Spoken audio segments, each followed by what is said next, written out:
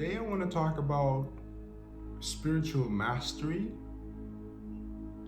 and or guruism. So where to begin?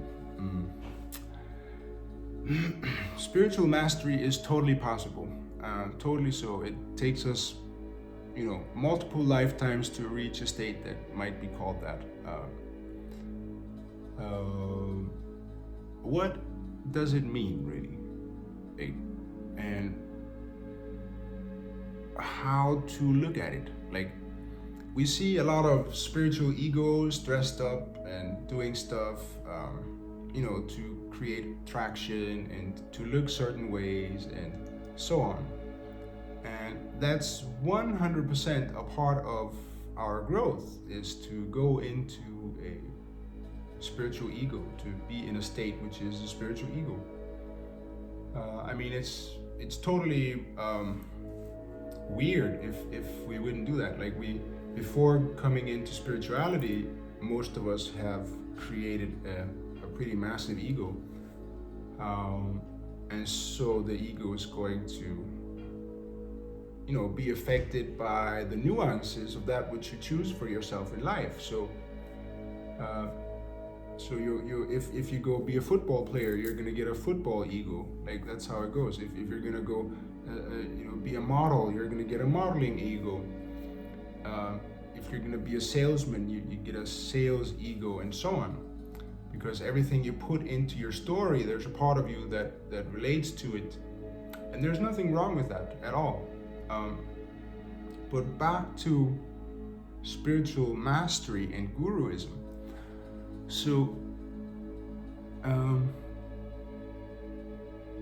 to be a spiritual master, or to master spirituality, means that you have mastered the oneself which is here, that is expressing itself through everything. And in doing so, you can't do that for other people, really. You can do that to yourself, you can do it for yourself, take the actions, go through what is needed for you to go through to attain the desired goal of spiritual mastery, if that's what you're after.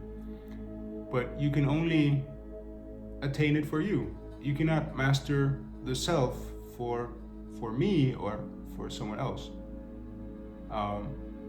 So being someone else's spiritual master, that's kind of weird. To me, that's kind of like a game, egotistical one at that. And from what I see, those that need that to be gurus or masters, or to be seen in that way, it doesn't mean that they don't have spirituality, and it doesn't mean that they don't have truth and awesome energies and all of those things. But it means that they need to see themselves somehow. They need to harvest energies in certain ways, and they're more creating a sense of self than anything else. So you can only be your own spiritual master. You can't be someone else's spiritual master. It's not possible. So what is the dilemma for all the spiritual masters out there? If we could call it that. I would say that it is a lack of emotional healing. Because if that person would be healed emotionally, then there would be no need to be seen in that way. Maybe that person at some point has been ridiculed by groups of people, and the way that person tries to heal it is to try and suck energies from groups of people, again, in certain ways, and direct it and so on. It's just speculation, but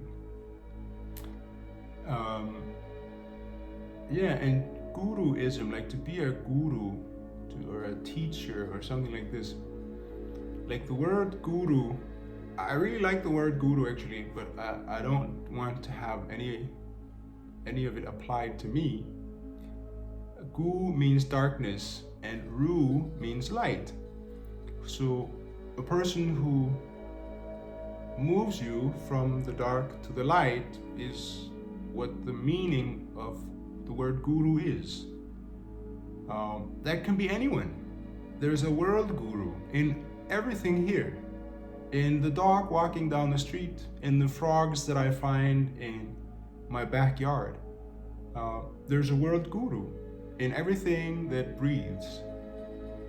So it depends more on the attitudes of the person who's learning, or let's say taking life in, than anything else. Personally, I like the term brother a lot. I want to be your brother. That's who I am, actually. That's why I'm here, because I am sharing in brotherhood. My love for you as your brother makes me sit here and speak these words. And also because I really want to have a place in this world, so I'm just gonna make place for myself here with everything I have, without compromising. Yeah. So that was on spiritual mastery and guruism and brotherhood. And I hope you could use it.